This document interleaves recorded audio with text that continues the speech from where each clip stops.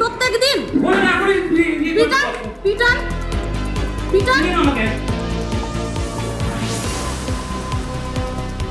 এই স্কুলে mid day মিলের যে দুর্নীতি চলছে সেই দুর্নীতির বিরুদ্ধে আমি কথা বলেছিলাম বলে উনি রেগে গেছিলেন এবং তার জন্য আমার উপরে জুতো উচ্চ করে তাড়তে এসেছিলেন বা মারতে এসেছিলেন আমাকে।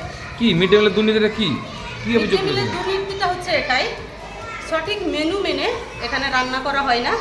যদি 100 ছাত্র আসে তাহলে 200-250 ছাত্র পাঠানো হয়।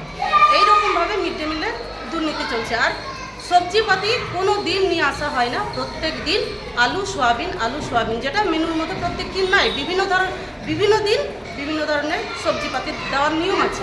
একদিন হয়তো আলু সোয়াবিন দেওয়া আছে। যখন আমি বললাম স্যার উনি এইরকমই কোনো দিন সঠিক মেনু চার্ট মেনে রান্না করেন না আর বাচ্চাদের সংখ্যা বাড়িয়ে পাঠিয়ে দেন, এটা আমি প্রতিবাদ করাতে তখন ওনাদের সামনেই আমাকে চটি খুলে মারবো বলে উনি তেড়ে এসেছিলেন।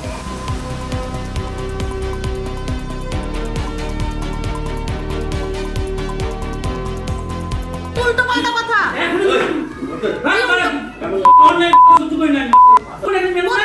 প্রত্যেকদিন পিটান নিমতিদা অঞ্চলের ধুসরিপাড়া কলোনি জিএসএফ প্রাথমিক বিদ্যালয়ের বর্তমান ভারপ্রাপ্ত প্রধান শিক্ষক বিষ্ণুপদ হালদার মহাশয় তার সহকারী শিক্ষিকা মার্গারেট হাসদা মহাশয়াকে জুতো তুলতে উদ্যত হয়েছেন এবং একবার নয় একাধিকবার। যাই হোক, ঘটনার পরিপ্রেক্ষিতে কি আমি জানি না, সূত্রপাত কি জানি না, কিন্তু একজন শিক্ষক, একজন প্রধান শিক্ষক, ভারপ্রাপ্ত প্রধান শিক্ষক তার সহকারী শিক্ষিকাকে জুতো তোলা এটা অশোভনীয় এবং শিক্ষক সমাজের কাছে এটা আমাদের কাছে লজ্জা এবং এটা আমি তীব্রভাবে নিন্দা করছি এই বিষয়টাকে।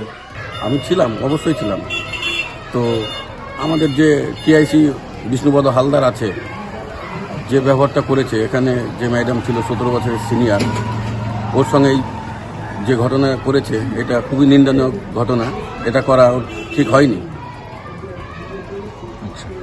মানে ইস্যুটা কি নিয়ে তৈরি হয়েছিল, কি মানে মিড ডে মিল দুর্নীতি যেটা অভিযোগ করছেন ম্যাডাম, সেটা কি সত্য? হ্যাঁ, সেটা সব মিড ডে মিলের দুর্নীতি নিয়ে ইস্যুটা হয়েছিল। যে মেনু অনুযায়ী যে হয়, মেনু অনুযায়ী সেটা করে না, এটা সবই উল্টোটা করে। সেটারই প্রতিবাদ করতে গেছিল ম্যাডাম, সেটার জন্য এটা ঘটনা হয়েছে।